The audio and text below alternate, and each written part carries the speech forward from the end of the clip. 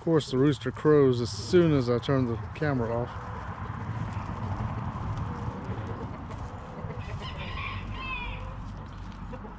He's really smooth. I love you guys.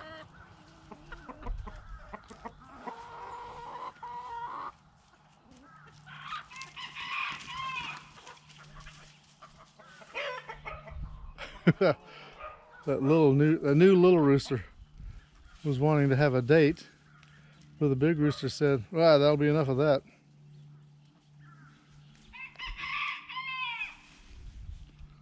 Now to go see what Ken is doing,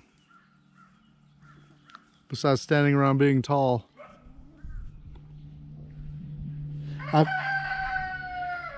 There you go. I forgot to wear my white tuxedo.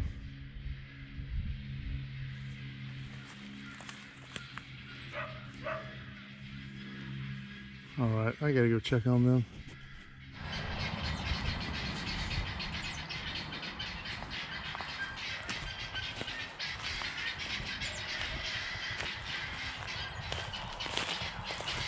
Come on, guys. Come on, guys. Come on. Come on, guys. Come on. Back, back, back, back, back. Come back this way. Come on, guys.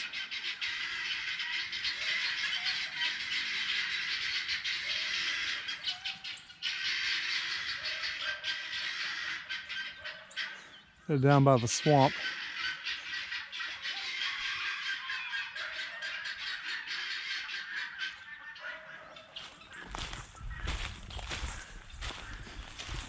We just posted photographs in a video, my previous Ken video, with Brian as a cowboy, as a gunslinger, and it was right up through there on the other side of the fence, so I'm not sure it's even there anymore, past these trees, and some here in this pasture, which is only beginning to resemble a pasture again.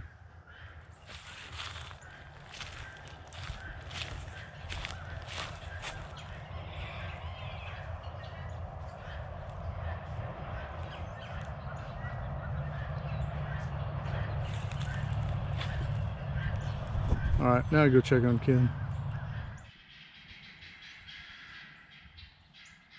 I hate it that they're way down there. And I cannot find the path that used to go down in front of the barn. Where am I?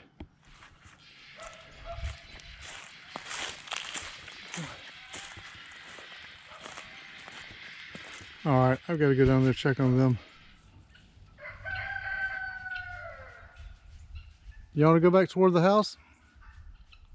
There goes Jerry, which you can't see from here. I can.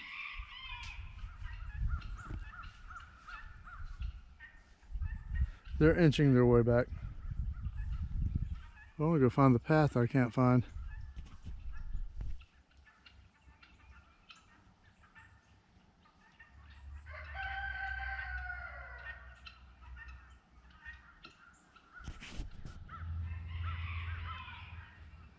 And here it is, with the mysterious dress that hangs in the tree.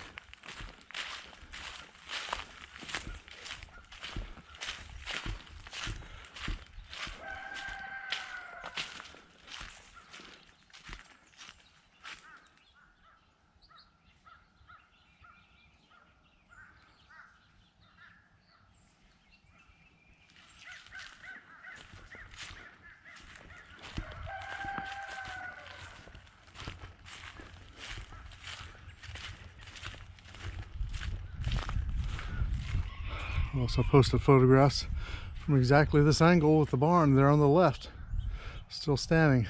Sorry it's not now.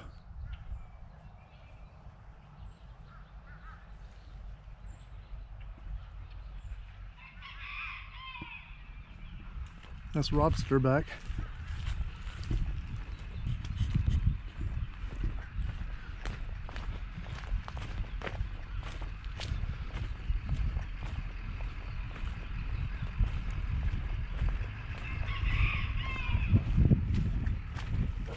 Hey, Blue. Blue's in the camper. Your daddy will let you out in just a few minutes. I love you, Blue.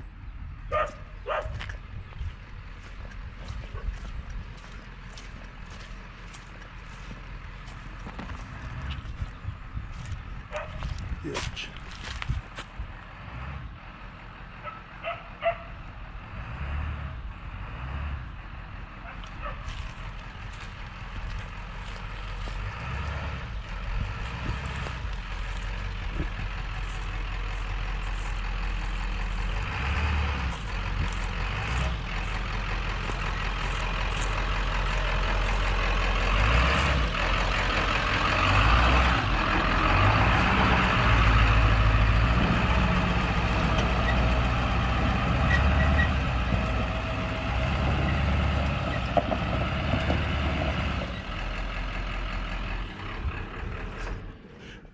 As Ronald would say, nasty.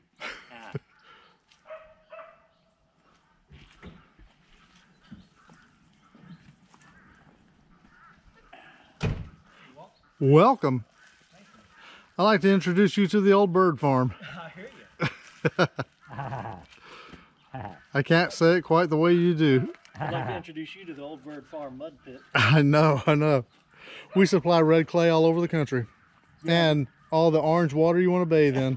This isn't all that imported red clay that I brought in. Yeah. Because there's actually no red clay on this property. Yeah. It's, and actually, it's all mixed in with the regular soil now, but it sure does color the water. Yeah, it sure does. It did not get the memo about staying packed solid. No, I've been driving through it in all this rain and just tearing it up. Because at that point I didn't care. Yeah, good deal. Yeah. I didn't know I left it up. I had to do that truck out there. Ken kept swearing it was in Brian's Kia. Yeah, it was on the ground beside the Kia. Yeah. Oh. But anyway, I just didn't care. I just drove through it when it was wet. Yeah. And just tore it up because I can fix it with the tractor. So. Yeah. And I had stuff to do. Still got stuff to do. It's a beautiful day. Yeah, it is. Yeah. It is. So you just hauled off a load of scrap metal? Mm-hmm. Very good. Load today. Wow. Got all that big old pile of scrap gone right there. Yeah, sure enough. So I got to get rid of the rest of the barn. Back there, there's more tin that needs to go. I'm going to deforest that little area and clear that completely smooth, and then hopefully put a building up there. Yeah. So that's it. You can put a building up there. It's going to be a dealership selling red clay. Yeah. Genuine Old Byrd Farm red clay. Excuse me, genuine imported Byrd Farm red clay. It's Harris County red clay, but it's not Old Byrd Farm red clay. Yeah. It is now, I guess. It is interesting that this is black dirt here and not red clay. This isn't even black dirt. This is sand here. We're sandy, loamy soil like this over here. Sarge's garden had black dirt. Yeah, it was probably just the topsoil. I got you. Because once you get below the topsoil, It's more like that. sweet potato dirt.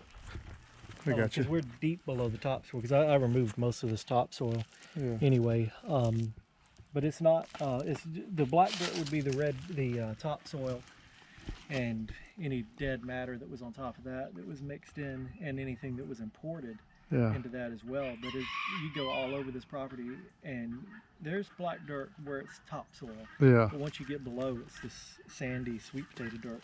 I think it's loamy soil is what it's called. Right. I got another truck down there. None of those aren't mine. Those are Aaron's. Oh, that? Oh. No. Ken's appointments went well today. Yeah. He had first he had a shot this morning at 9:30 to prepare him for the bone scan at 12:30.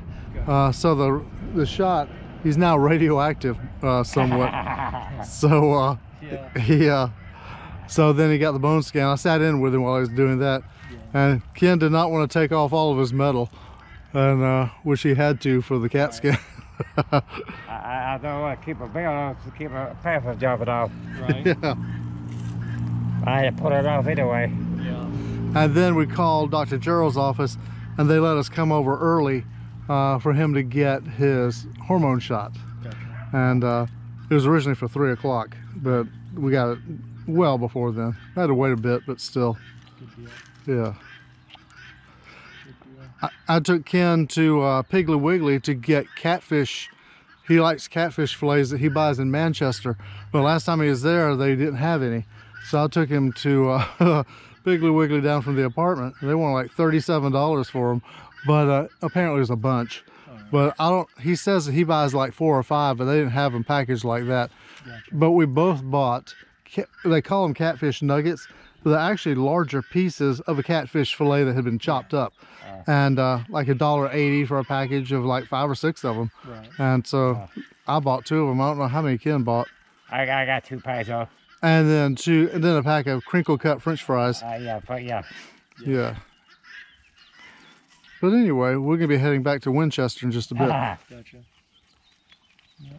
But anyway, Ken Leo, you've been a traveling man today, and he really does like the Corvair. Yeah. It's so nice inside. The interior is. It is. That Corvair was restored 20 years ago. Was it? And then it was just left to sit, and it went to ruin. I mean, it's still a very nice car, but it went to ruin as far as the headliner, the interior, the back seat is sun damaged now. I got the you. front seat is good, but the dash is bad. You're trying to find a bottle for it. Yeah, and the guy who owned it took out the motor to rebuild it. And never put it back together. So I told him when I bought the car that I'd give him, I'd pay him to put the engine back together, but I haven't heard from him since. I got you. So I just need to find a Corvair engine just to put into it and be able to drive it, because it's ready to go, other than it's been sitting for 20 years, so brakes and that sort of thing I'm sure needs to be gone through. But when it was parked 20 years ago, everything was new on it. It had been painted, it had new brakes, the front end was rebuilt, new wheels and tires. Those tires are brand new on it, but they're dry rotting now. I got good paint job on it. Yeah, it did, and it'll buff back out for the most part. Some of the clear is peeling, but like I said, as soon as I find a Corvair. Nope, not gonna work. It's a picture of a white cat in a snowstorm. This is the pole barn Rob wants to put up. Oh yeah. You gonna put that right there with the old wheels? Hopefully.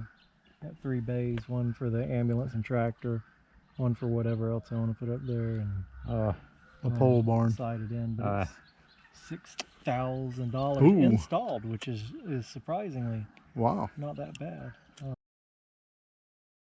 Engine, I'm gonna drop it in. And I want to drive it on the Hot Rod Power Tour this year because it starts in Atlanta. I got you. And That's one that goes through the mountains. I think they change each year. Oh, I see. They do, but this year they are going up through North Carolina. I got you. I want to drive that 57 Chevy, which the rats destroyed that Yeah. 57 Chevy. So I've got to fix it because, of course. Yeah. At first glance, the interior of that Corvair looks really good. I know, it is amazing if you discount the fact that it was restored to new 20 years ago. Yeah. It is an amazing interior for one of those cars. Yeah. No rust in that car because it was just taken care of. It was in a barn for most of its life, and then it was pulled out, restored, then left to sit outside. That's Like like- the headliner there about to drop down on it. Yeah, it's like the headliner's messed up now and stuff like that. We had the Fleetwood Brom Cadillac, it was like a military staff car or an embassy staff car, and a woman had it sitting in her garage for 20 years. Yeah. It had belonged to her husband. He had died a long time ago, but he sold it to us. She sold it to us for $1,500. And it went from being a 22-foot long car to an 11-foot long car when some drunks plowed into it. I remember that. While it had run out of gas by the road. Mom was driving it, had run out of gas, and left it there because she got a ride back here. And then we went out there and found it had been destroyed. Yeah. That was like on a Memorial Day or something like that. I originally, when I first saw that Corvair for sale, I was gonna buy it and resell it just because but I actually only paid $1,000 for that car, which I is got an you. incredible deal for a Corvair that's in that shape Yeah. with no rust, because they're all rusted out except for that one. Wow. You know. Yeah, I mean, here's a big bad wreck this morning. Oh yeah. We had okay. I was driving out to Manchester to pick up Ken, and after you go through where if you take a left you go to Shiloh, but you go straight to Manchester. Well, about a mile up that road was a semi truck sitting partway on the pavement and partway on the grass with the hood up. And so I just drove around. There was a guy looking under the hood, and I believe I saw a guy looking under the hood. But anyway, when we were coming back, there was a police car there with the lights on, and I thought that it was a sheriff's car. I thought that it was because he was lending aid. Well, then I saw an ambulance driving away. We drove up, and there's a large pickup truck, like one of those heavy-duty pickup trucks, a red one, with all this pine straw in the bed of it, and pine straw all over the road. And the front end of the truck was basically gone, and so was the entire passenger side. But so we don't know anything about it. But that's what we saw on the way back from Manchester this morning. I know we left. I looked around. I see the part of that pickup truck with the back of that semi. Oh, so he did hit the truck. Yeah. Wow. Anyway, we're gonna leave you alone so you can get done what you need to do, like take a nap. Yeah. And Kenley is gonna go home and cook, fry some catfish. Oh yeah. I'm gonna try what I bought and use it in the air fryer. Yeah. I have a wok. I might try it in that. Yeah. Catfish, you got to bread and fry that. Oh yeah. I'm gonna. Blackened catfish. Yeah. Ken says he breads it in cornmeal and then fries it, but he doesn't salt it till afterwards. When do you salt it? I usually don't. I saw it when I get it out. I want some kind of salt or seasoning on it. I just cook it up and eat it with hot sauce. That's sick in the head. That's the best way to do it. Oh, that way you blast your taste buds, so it wouldn't matter if there's salt on it. You'd never taste it. So that works. There's salt and hot sauce. Yeah. Anyway, you take care and see you next time All right, on the Old Byrd Farm. Yeah. That's it. Anyway, Ken, Leo, I guess we're gonna go. Okay. Anyone thought that Bigfoot was a myth? I can dispel that right now. Robert says, and stay out. No, it's more like, y'all can stay here, but I ain't going to. Yeah. Actually, I'll be here until the chickens go up. Oh, right. I'm going up to the store for something to drink. I guess Big Chick is closed on Mondays. Yeah, sounds. Well, let me tell you this little trick. Maybe I already did. That Brian, Milton, and his friend Michael and I went to the Kolomoki I Mounds. forgot about that. Yeah, Brian texted me and told me you were going to do that, and I forgot. We did yesterday. Yeah. And we're going to Blakely. Well, about 20 years ago, I was down in Blakely doing a story with Janice Park on a coal-fired energy plant that was going to be coming in. So there's a lot of protests. There was a protest about it. Right. There was some issue about it. Well, I saw this chicken place in Blakely, so I went and ordered a breast of chicken. And I said, how long will it take? It said, it'll be 20 minutes. I thought, well, I can't wait. I got to go shoot the story. Yeah. So I did, but I never got a chance to go back there. So I've been waiting for that breast of chicken for 20 years. So we went to Blakely yesterday down there, but before we went, I got online and checked, and that chicken place is closed on Sundays. Every restaurant in Blakely is closed on Sundays. So today I went to pick up Ken. I thought, well, hey, I'll just go to Big Chick today. Big Chick is closed on Mondays. That's right. Anyway, we went to Bluffton General Store, and it was actually delicious. I had a Brian and I had cheeseburgers. He had a hamburger, I had a cheeseburger. Milton had meatballs on pasta, which looked delicious. The Bluffton General Store is reminiscent of Salt Lick, of Striplin's General Store on Georgia 300 on the way to Albany. I don't know. It's a huge place. They make their own beef jerky and sausage and all this meat and There's a place stuff. in Macon like that, right across from the Georgia National Fairgrounds. I think it might be called Stripling's or something. Wow, they got a Stripling's up there now. It may be. There's also Salt Lick Company, which is right down the road from Stripling's on the same strip down near Albany. They both are I competitors. don't know if it's Stripling's or not, but there is a place in Macon that makes their own sausage and has a big meat department, and it's right across from the fair. But it's also a gas station. Yeah, that's what Stripling's is, Probably and it's a huge place, and they're really popular for their beef jerky and sausage. That would be Perry, not Yeah, right, yeah. There's Mr. Knowles. But anyway, Bluffton's General Store is a trimmed down version of that. Gotcha. Yeah, I But, haven't been there. Anyway, Yeah, I forgot y'all were going down there. Brian texted me and I just completely forgot. yeah, we had a good time, even though I did not enjoy climbing up the side of that mound. We're in the super macho vehicle.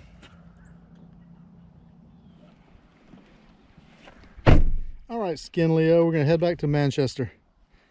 That's Manchester by day and Winchester by night. Yeah, well, it's a thing. See ya, Old Byrd Farm. As you get blasted by the sun.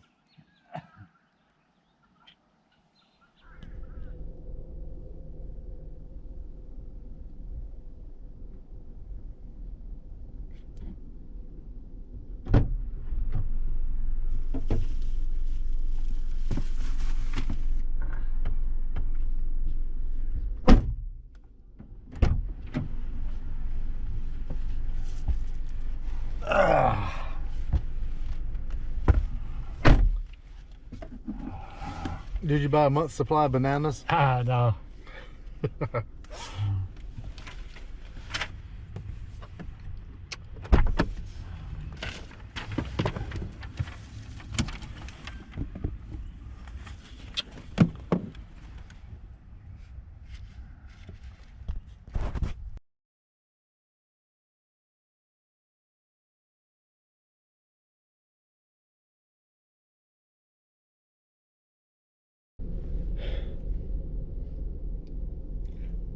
Big Chick is open.